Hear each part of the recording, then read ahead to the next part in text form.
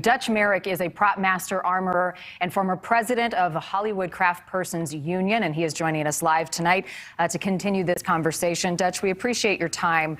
You know, we were hearing the attorneys here making a case for their client because charges are possible for her and others on this set. But I want to walk through some of the things they said. And as an experienced armorer, prop master yourself, what do you make of the allegations that someone potentially sabotaged this set? Well, obviously, anything is possible. They've mentioned a breach or a lapse in the chain of custody for the blank rounds and the dummies. They said in their report that between 11 a.m. and 1 in the afternoon, the dummies were unattended on a cart.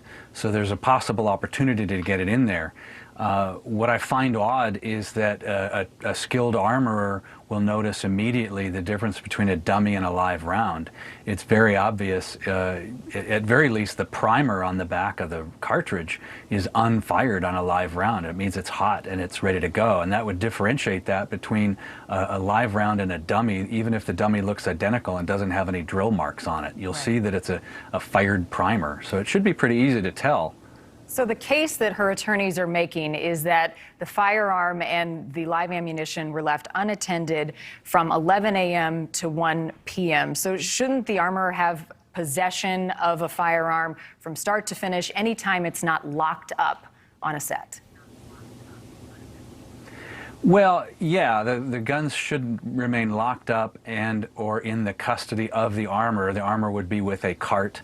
The missing holes in the story for me right now are how did the rounds get from the box of ammunition into the gun itself? Someone had to load the gun, and when you're loading the gun, you're handling the rounds, and that would be your telltale moment that, you know, one of these rounds is not like the others.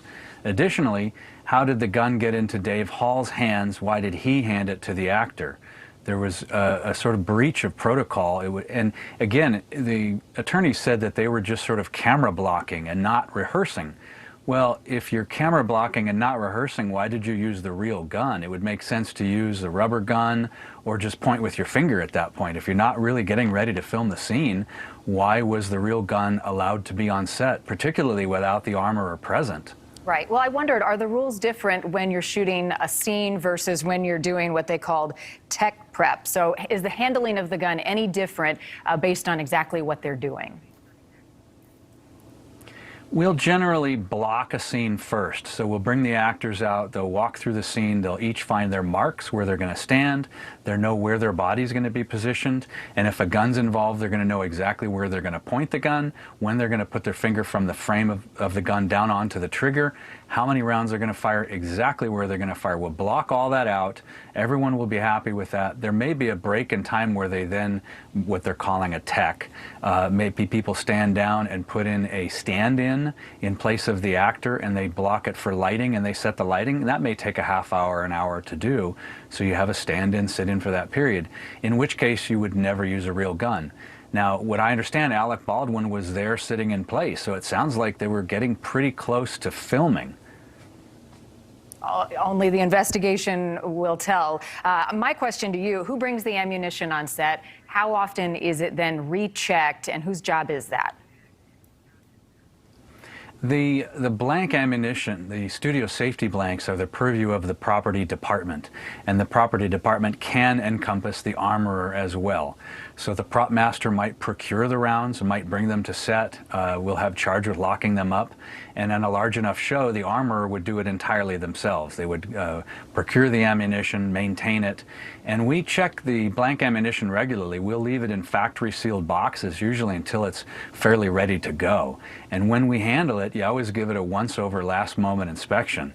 I've read in reports, Dave Hall, the first AD, said that these rounds had the hole in the side, quote unquote, which they're kind of unusual, but there are dummies that they've drilled a hole through the side of the casing, and it makes them very obvious that they're safe and that there's no way to fire. The other testimony that I've heard was that she spun the cylinder in front of Dave Hall's and he saw the rounds, which implies the rounds were inside the gun, which you couldn't see the hole on the side. You would just see the primers.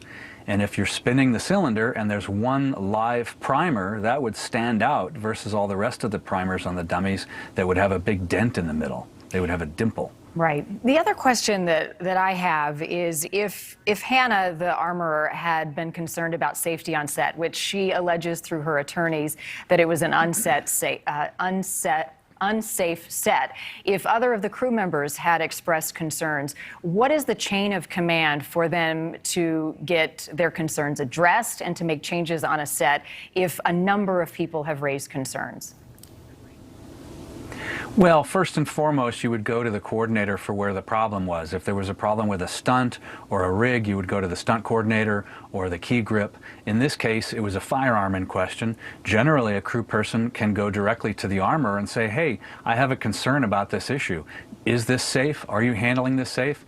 If they don't feel comfortable going to the armorer or they feel that the armorer is incompetent, they can then go to the first AD. The first AD is the bottom line for safety. They're sort of the overall safety monitor on the set.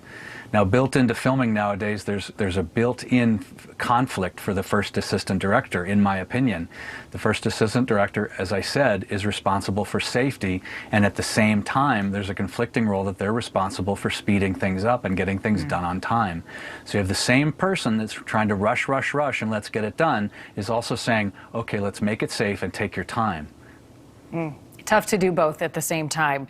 What we know is there are checks and balances all along the way, Dutch, as you have said, and so many others. Where were the mistakes made in this instance, and who made them is still to be seen. Dutch, Merrick, we appreciate your time tonight. Thank you. Thanks for having me. Thanks for watching. Click the red subscribe button below so you can get more of NewsNation's fact-driven, unbiased coverage.